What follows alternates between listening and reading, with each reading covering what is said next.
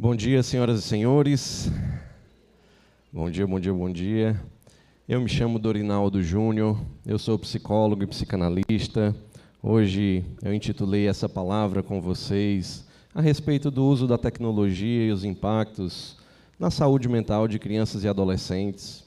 Eu sou consultor, psicólogo, trabalho há alguns anos com essa área de prevenção do suicídio e dentro dessa busca de formar profissionais, tenho uma grata alegria de hoje estar aqui presente nesse evento da Associação Vida que Segue, vendo muitos colegas psicólogos que tive a oportunidade de caminhar juntos, às vezes como aluno, às vezes como professor. Meu professor Edir Paixão, acabou de proferir uma palestra aqui. Minha grande professora Regina, que eu tive a oportunidade de ser professor dela, mas ela é quem me ensina muitas coisas. Senhoras e senhores, a tecnologia ela é um passo que continua acontecendo e sempre permanecerá acontecendo ao longo da história da humanidade. Desde a descoberta do fogo, o uso da tecnologia vem nos garantindo um melhor acesso à disponibilização de recursos para que a gente se desenvolva.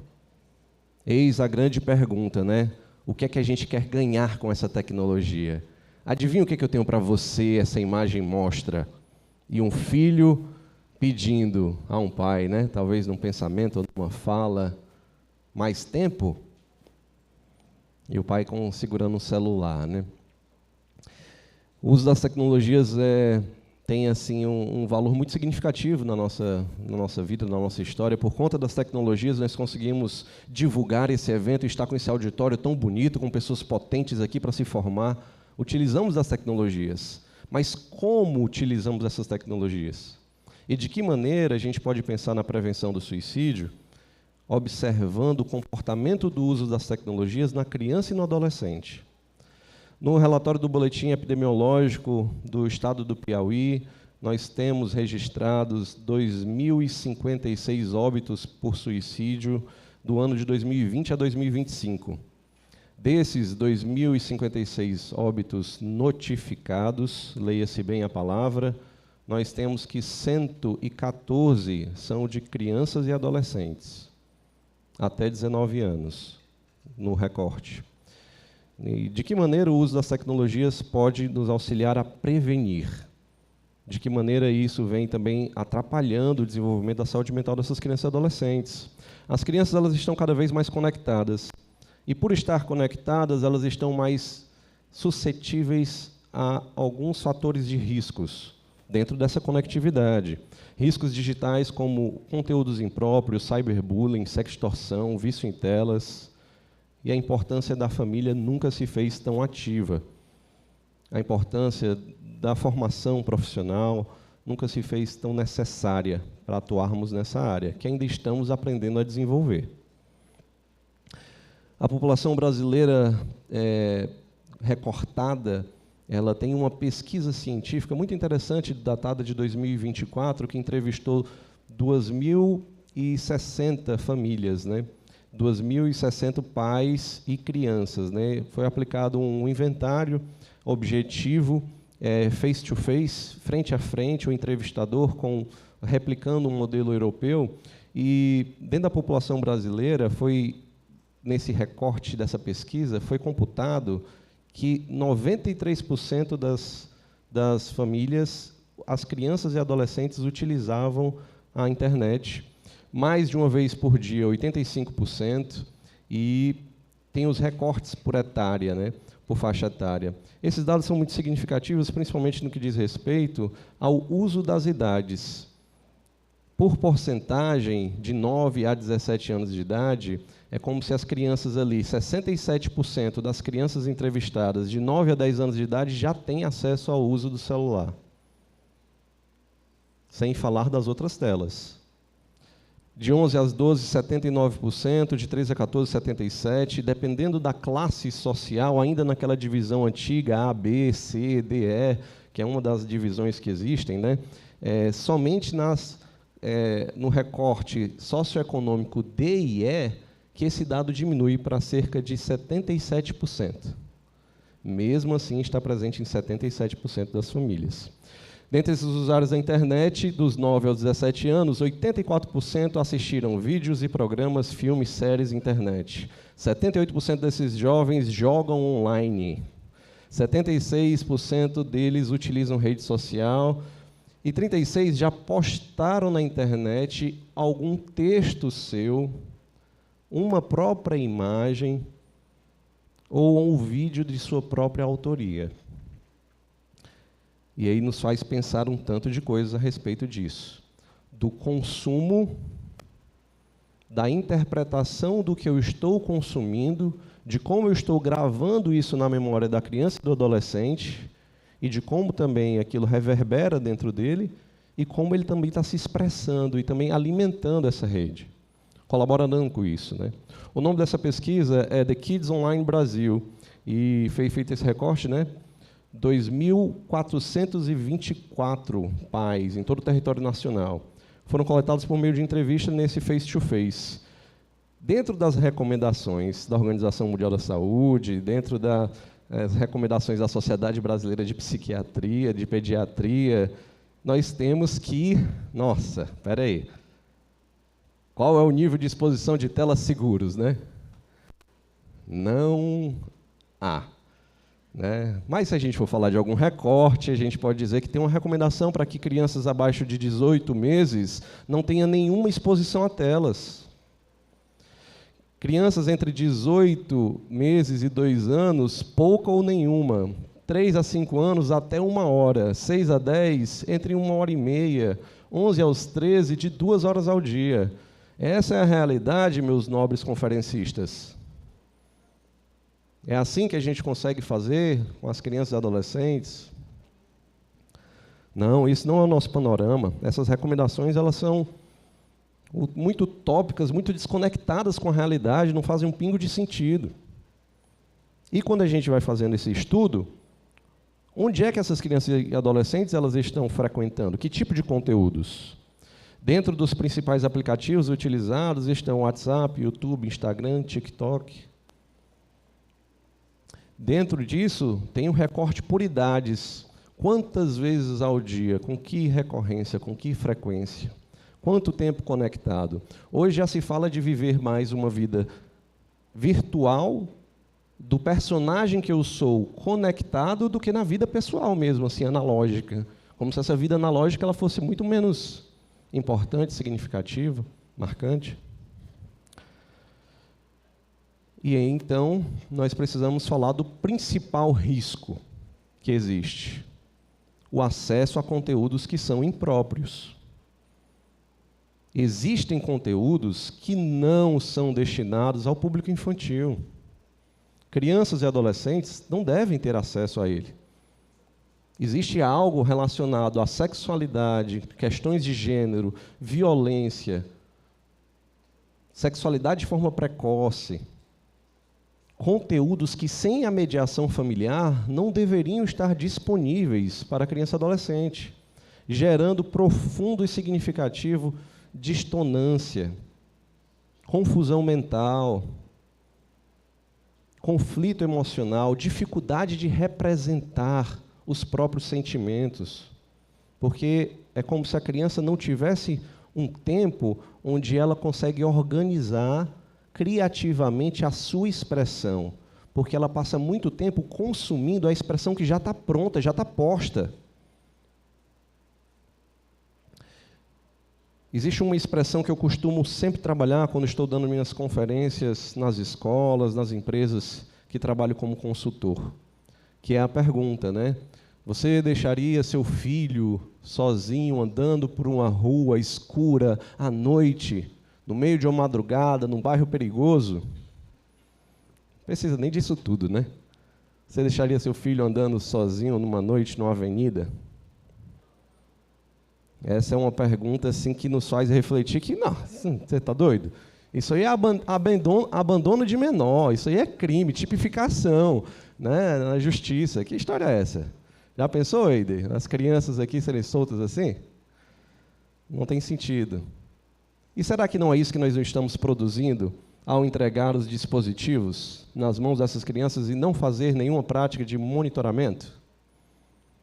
Será que a gente sabe qual é o nível de acesso, o nível de conteúdo, quais são os carros, quais são os pedestres, quais são os transeuntes, quais são os avisos que existem nas avenidas da internet? Nós não sabemos.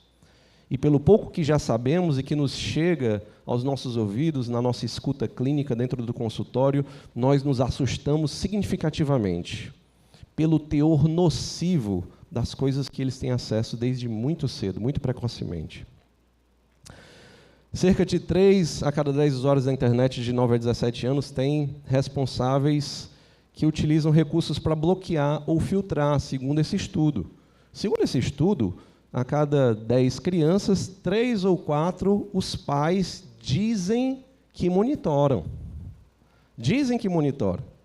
E monitoram de que forma? Né? Responder um questionário objetivo, frente a frente, dentro de uma pesquisa, professora Verônica, a senhora, uma das principais pesquisadoras dessa temática e da prevenção do suicídio aqui no Piauí, desde o ano de 2010, levantando isso. Uma pessoa chega de frente para um pai, com um questionário objetivo e pergunta: paizinho, você utiliza algum dispositivo de monitorar seu filho, sim ou não? O pai vai dizer que não? Eu uso? Como uso? Usa, né? Uma pesquisa que é objetiva, ela tem uma limitação assim, técnica, né? Por mais bem feita e boa vontade que tenha sido o treinamento do pesquisador. Que fazem algum tipo de filtro de aplicativo que os filhos podem baixar, 32%. Que limitam com quem os filhos podem conversar, também disseram esses mesmos 32%. Cerca de 60% das famílias de crianças e adolescentes têm responsáveis que afirmam que eles podem assistir vídeos, programas e filmes livremente. Podem enviar mensagens instantâneas, podem baixar músicas e filmes na internet, podem jogar online quando estão sozinhos. Olha só. Aí é onde mora o perigo, como se diz. As principais atividades que as crianças e adolescentes não podem realizar em nenhuma circunstância, segundo seus responsáveis, inclui: o que meus filhos não podem fazer é falar de informações pessoais para outras pessoas, né, endereço de casa, meu telefone, meu nome, coisas do tipo. E também os filhos não estão autorizados a comprar na internet. Olha o quão mercantilista tem sido também esse padrão de respostas, né? Não pode fazer algo que o quê? Que vai me prejudicar, né? Que vão saber que eu estou deixando meu filho sem monitoramento. Isso aí, que ele está gastando meu dinheiro. O pedido de orientação para o uso da internet por crianças e adolescentes, segundo a declaração deles, diz que o filho que chega para o pai e conta: olha, pai, eu vi uma coisa na internet que eu me chateei. Isso só acontece em cerca de 37% dessas crianças e adolescentes. As outras nunca chegaram para os pais e disseram que alguma coisa incomodou, chateou, ou pediram algum tipo de vigilância nesse sentido. Pede ajuda numa situação que não consegue resolver. Sempre, né? Começa uma conversa com outra pessoa na internet, ou começa a falar com os pais a respeito disso, e pedir um conselho para os pais, uma porcentagem cada vez menor. E essas porcentagens, assim, não quero que sejam um alarme e um motim, assim, da minha palestra de hoje, sabe? Mas como que a gente possa construir uma visão de como combater isso, com os métodos de bloqueio. Então, nas estatísticas de hoje, eu trouxe quais são os principais elementos e trouxe também quais são as técnicas de bloqueio que eu mais utilizo dentro do consultório, que eu mais oriento as famílias, que eu mais trabalho dentro dessa temática da prevenção dos riscos online. Tá? Quase a totalidade dos usuários de 11 a 17 anos relatou ser verdade ou muito verdade que baixam os aplicativos. 70% deles têm mais habilidades dentro da informática do que os pais e do que os avós. Eles sabem configurar muito melhor, né, as redes sociais, os aplicativos. Você está com um problema para fazer alguma coisa assim no dispositivo móvel, você entrega para a criança e diz: filho, resolve aqui para mim. Né? Cadê meu sobrinho aqui? Meu sobrinho é que mexe com a internet mesmo, ele é que sabe aqui, vai. 82% desses usuários relataram saber excluir pessoas da sua lista de contatos, 73% deles disseram que sabiam como denunciar um conteúdo ofensivo. Sabiam denunciar. Denunciam, se afastam, se isolam, conseguem sair do celular, São outras perguntas. E quais são os principais riscos da navegação insegura na internet? Eu coloquei alguns slides aqui com dados estatísticos e com categorias, e aí vocês fiquem bem à vontade de registrar, né, utilizar os celulares. Tem um slide específico que eu coloco bem grande em cima assim, nesse não tire foto, tá? E eu vou já explicar o porquê. Porque a gente está falando justamente disso, do uso das tecnologias e como ela pode atrapalhar a prevenção do suicídio. Pois bem, principais riscos da navegação sem controle: uso excessivo. Uso excessivo é um do risco muito complicado, complexo, multifacetado. Ele afeta os padrões atencionais. A gente já está falando de um TDAH produzido pelo excesso de virtualidade. A gente já está falando de problemas relacionados ao sono, à cognição e à aprendizagem, que tem alterado todo o panorama de diagnóstico que nós fazemos da infância. Porque é como se modificasse os padrões neuroquímicos da criança e os profissionais de saúde estão começando a pensar em diagnósticos que antigamente conseguiam enquadrar uma criança, mas agora está tipo assim, uma criança neurotípica, ela se enquadra nos diagnósticos da neurodivergente, por conta do excesso do uso. E como é que a gente fica no meio disso? Como é que a gente vai fazer um correto diagnóstico, orientação familiar, intervenção com essa família? Cyberbullying, o assédio moral online, o uso de palavras agressivas, destituição do valor do outro. É muito interessante como a criança, quando recebe o acesso a jogos online, ela se vincula afetivamente àquele personagem. Imaginem por um instante, a criança entra dentro de um jogo que todos os seus amigos jogam e conhecem.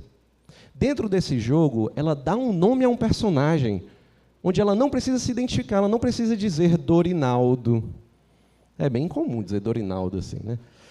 Ela não precisa colocar o nome no personagem, ela dá o nome que ela quiser. Aí aquele personagem começa sem dinheiro, com poucas habilidades e com pouca vida. De acordo com o jogo, a criança vai fortalecendo aquele personagem, deixando ele mais forte, mais poderoso, mais rico, mais cheio de habilidades, mais capaz de vencer os desafios do próprio jogo, que ele acredita ser uma vida replicada dentro daqueles parâmetros da comunidade que ele convive. E aí, dentro daquela identificação da criança, aquele personagem começa a ser agredido, derrotado, xingado, utilizado como motivo de vexame. E ele começa a experimentar inúmeros sentimentos por conta do sofrimento do personagem virtual que ele criou, mas que ele se identifica como se fosse ele. Como se fosse uma demanda do eu. Eu venci. Eu morri, perdi. Eu preciso de dinheiro, pai, mãe, para comprar um skin para o meu personagem, porque o meu personagem ele precisa aparecer, porque... Olha a complexidade disso. E aí o bullying pode não estar acontecendo dentro da escola ou dentro de outros ambientes sociais da criança, mas dentro do jogo, ele até faz parte. Faz parte dentro do chat, faz parte dentro da jogabilidade. Essa concorrência, né? Esse afrontamento. O risco das redes sociais utilizadas como estratégias também para, de alguma maneira, promover perniciosamente a autolesão. Os jogos perigosos, os desafios virais, o acesso precoce à pornografia, fazendo com que conteúdos que deveriam ser censurados estejam muito cedo dentro da apresentação de estímulo para uma criança. Tem estímulos como esses que nós estamos trabalhando aqui dentro desse evento durante esses 2 dias, que são difíceis de serem vistos por nós adultos. Achei assim de uma delicadeza o tenente-coronel Edir Paixão aqui mostrar aqueles vídeos de resgates reais mas evitando mostrar sangue, evitando mostrar situações muito complexas, porque é difícil a gente suportar isso. Nem todo mundo está preparado para isso. Aí vocês imaginam os aspectos relacionados à sexualidade. A criança começa a imaginar algo relacionado aos sentimentos e aos afetos por uma réplica daquilo que ela vê dentro dos seus pares, dentro de casa. Ela vê o afeto entre as pessoas.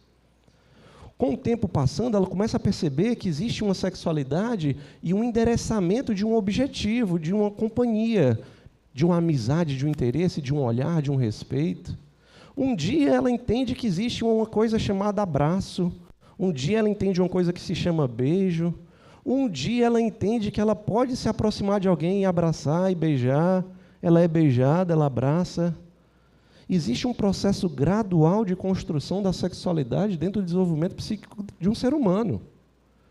Quando eu pego aquilo que é de teor mais brutal, mais intenso da sexualidade humana, algo que é extremamente necessário que seja conversado dentro do lar, a reprodução humana, e eu utilizo a rede social, utilizo estratégias vinculadas à pornografia, de expor isso precocemente à criança e ao adolescente, o que é que eu faço?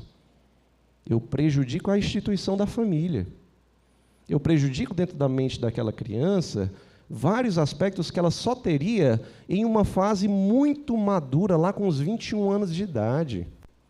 E eu já coloco a criança para assistir um ato de coito, por exemplo. Olha só o tipo de conteúdo que eles têm acesso. E não é um coito qualquer. Coito, né? Olha a palavra. E não é uma relação sexual qualquer.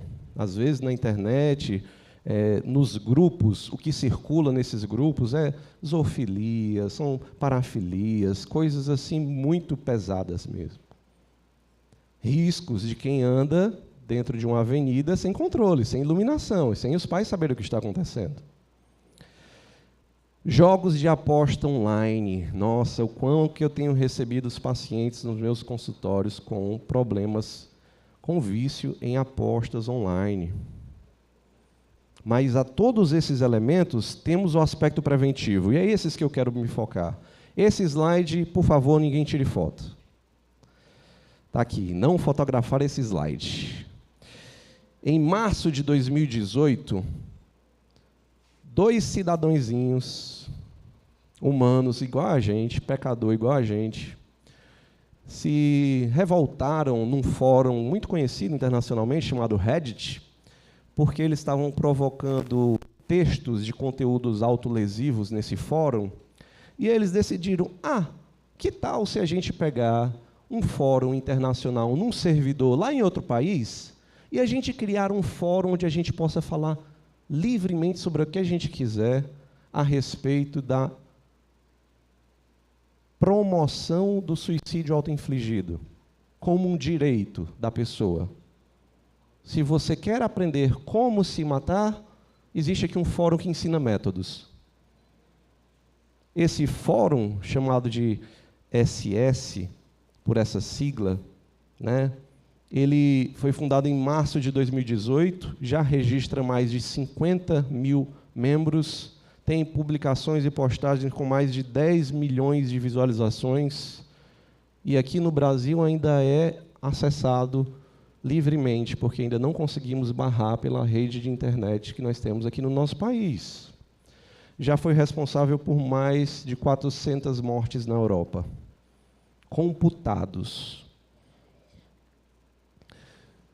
Aqui do lado eu coloquei algumas imagens de exemplos do que são as categorias do fórum. Uso de armas de fogo, armas, torniquetes, substâncias que podemos ingerir, monóxido de carbono, como fazer com uma sacola plástica. Esses são os tópicos. E aí vocês me perguntam, nossa, mas espera aí, que tipo de ser humano entraria num fórum pró-suicídio e consumiria esse conteúdo e se sentiria envolvido com isso? Aí é que chamam os psicólogos, né, e os profissionais da antropologia, os enfermeiros e todos nós aqui para a gente estudar isso junto. Que fenômeno é esse? Complexo, multifacetado, difícil de explicar, que diz respeito a causa e efeito. Mas existe dentro do ser humano algo na dor que atrai a atenção das pessoas. E existe um limite entre a dor, a vida, o risco, que de alguma forma chama a atenção. É como se aquilo tivesse assim, algo que prendesse na memória da pessoa. E todos nós precisamos aprender a nos livrar dessa dor que nós temos e que cultivamos dentro da gente. O SS, né? Eu já atendi uma mãe lutada por suicídio, que ela me repassou, que o filho dela, o método utilizado foi por via desse fórum. Eu fiquei muito abismado, assim, sabe?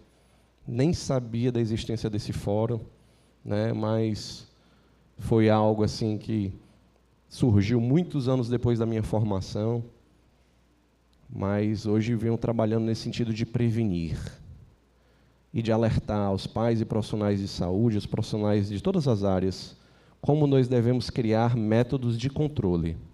A maioria dos discursos diz assim: deixei de comer ou dormir por causa da internet, me senti mal em algum momento porque eu não pude estar na internet.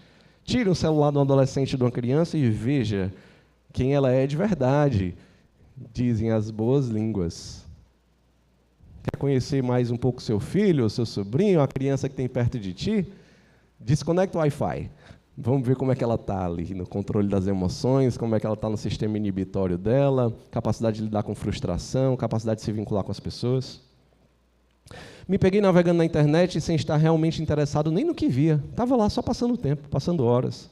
Passei menos tempo que devia com a minha família. Passei mais tempo fazendo lição de casa.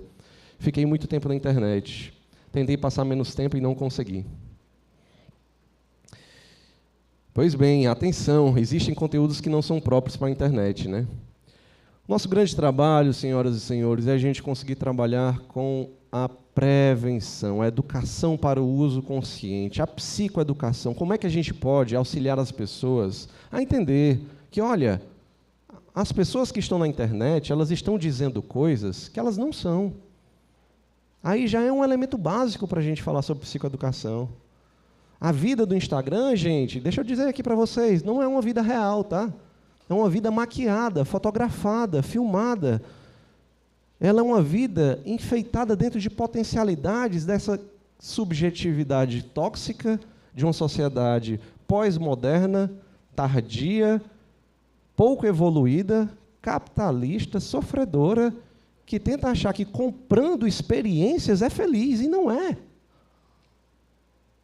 Não é. É uma produção de subjetividade muito tóxica. Nunca divulgue informações pessoais, mesmo para amigos conhecidos. Nunca divulgue informações pessoais de terceiros. Fotos ou vídeos não podem ser excluídos permanentemente, então tome cuidado com o que você compartilha. Na ciência da informática funciona assim. Você escreve algo, uma linha de comando. Você apaga algo. Apagar a frase, repete a frase. É assim que funciona. Mandei a foto, linha de comando, 00110011. Apagar a foto, apagar a 00110011. O conteúdo ele continua existindo no digital. Por isso que a polícia consegue recuperar a informação. Não é isso? Orientações diretas, use sites confiáveis, garanta que os jogos e plataformas sejam adequados para a idade, para a censura. Monitore as atividades, especialmente as plataformas de bate-papo. Tudo isso é uma educação consciente. A psicoeducação, o contato contínuo com as pessoas é muito importante. Definir o tempo de tela. Tempo de tela. Quanto tempo eu posso utilizar? Comece definindo por você. Vai lá no teu aplicativo, no Instagram, TikTok, sei lá qual é que você mais gosta de utilizar e coloca. Meu limite por dia vai ser isso daqui.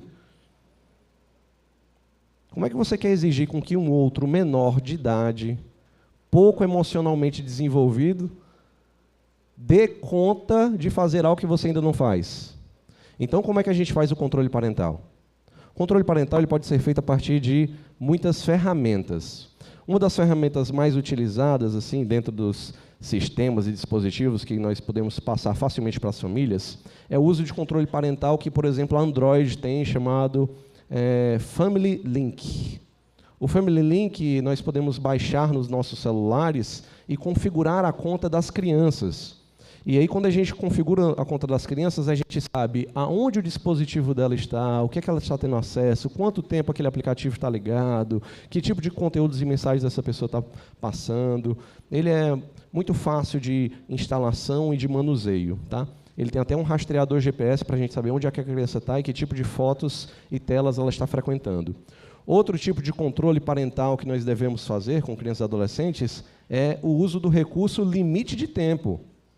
Vai lá no teu celular e ponche lá, tempo de uso. Opa, coloca uma senha. Ó, só pode usar esse tanto. Depois que usou esse tanto, opa, acabou. Não é assim que a gente faz com o nosso dinheiro? Ou a gente pode usar todo o dinheiro do mundo e do universo? Não, não pode. A gente tem uma quantidade de dinheiro, não é? Então, a gente valoriza aquilo ali como se fosse as horas do uso de celular da criança e do adolescente. E diz, você pode utilizar tanto que você tem. Depois você tem que trabalhar para ganhar mais. Aí se dedica, coloca a criança para estudar, fazer um esporte, brincar e interagir. Google Safe Search. Esse daqui é excelente, principalmente no que diz respeito a pornografia, conteúdo violento, explícito. Ele desfoca conteúdos nocivos. Tá? Você precisa colocar uma senha para conseguir desabilitá-los. E a plataforma de autoexclusão, para a gente concluir nosso momento da fala de hoje. A plataforma de autoexclusão, ela está cadastrada no gov.br, a gente pode enviar o link para os nossos pacientes, para os nossos amigos, para os nossos familiares.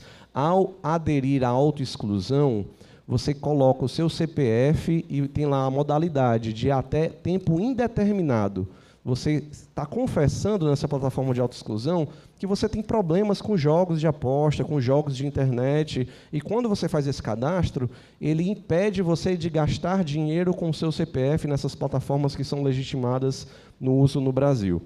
Essa daqui salva muitas vidas mesmo, né? A pessoa fica impedida de poder apostar. Gratidão por estarem todos aqui até esse momento. Um bom dia.